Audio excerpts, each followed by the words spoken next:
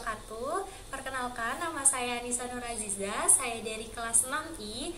Nah, hari ini untuk memenuhi tugas akhir atau ujian akhir semester mata kuliah gizi klinik komprehensif, saya akan memasak menu makanan utama, yaitu menu makan malam, dan juga selingan pagi untuk pasien saya, yaitu pasien penderita hiperkolesterolemia. Nah, pasien saya ini seorang ibu berusia 47 tahun yang juga bekerja sebagai seorang guru.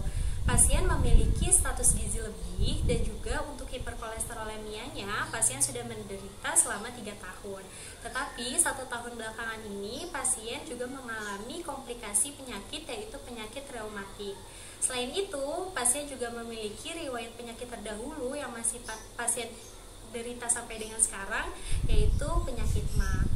Oleh karena itu, saya memberikan diet untuk pasien, yaitu diet rendah lemak dan juga diet rendah purin untuk mengontrol kadar kolesterol di dalam tubuhnya dan juga menjaga agar penyakit reumatiknya tidak kambuh. Dan juga saya memberikan pola makan, yaitu 3 kali sehari makanan utama dan 2 kali makanan selingan agar menjaga penyakit MA-nya tidak kambuh. Nah, setelah ini, mari kita lihat proses pemasakan dari mulai persiapan sampai dengan makanan disajikan. Terima kasih.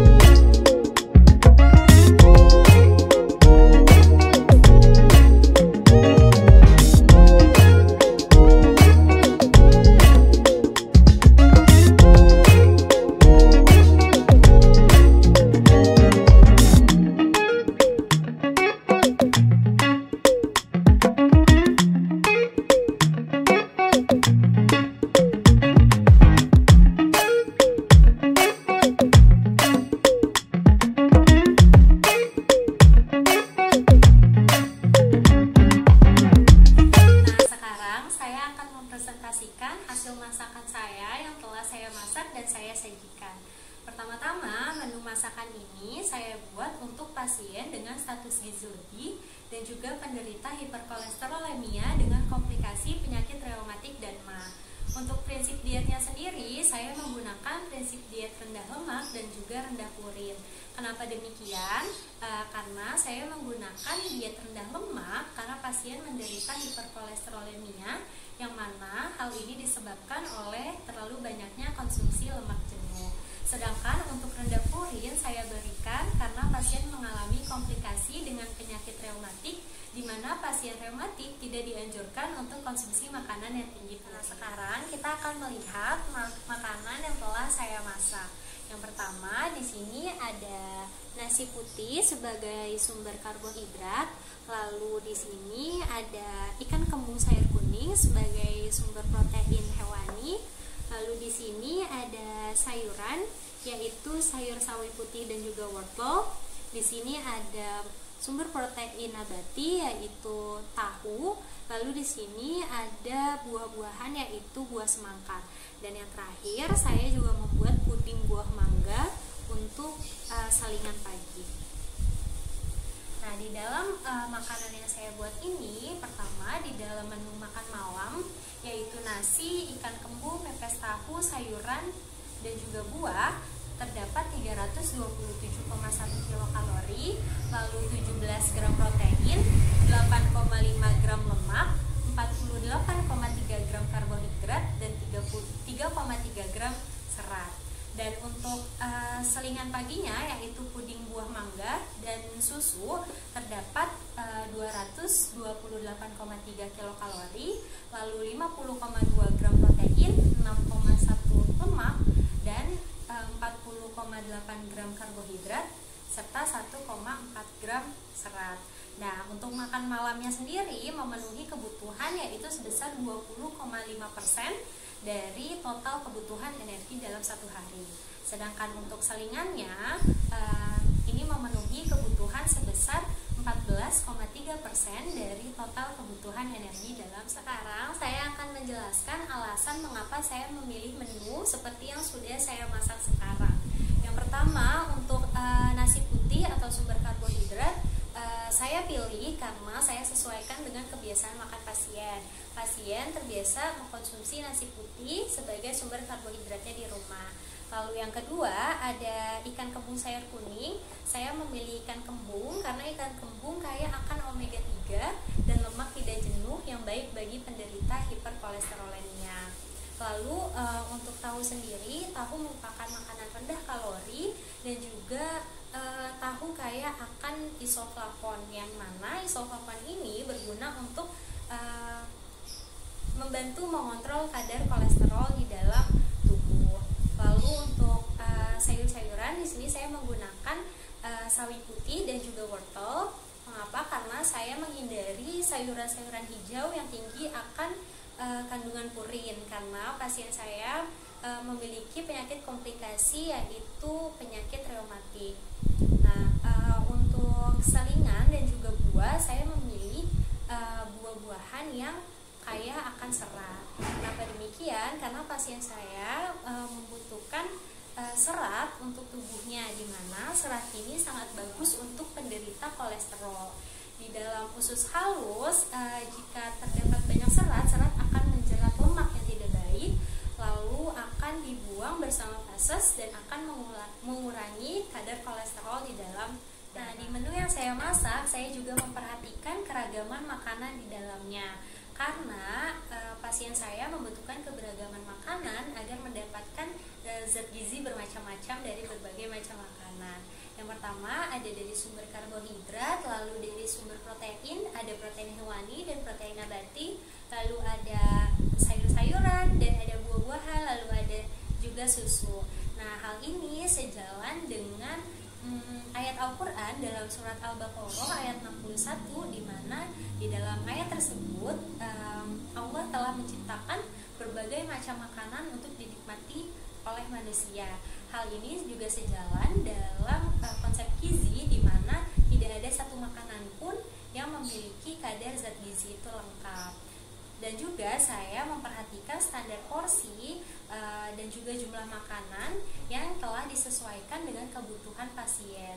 Karena hal ini juga selaras dengan ayat Al-Quran dalam surat Al-A'raf ayat 31, di mana Allah memerintahkan kita untuk makan dan minum tetapi tidak berlebihan. Dan hal ini juga upaya untuk menurunkan berat badan. Nah, sekian presentasi dari saya, kurang lebihnya mohon maaf. Selamat menikmati video yang telah saya buat. Terima kasih. Wassalamualaikum warahmatullahi wabarakatuh.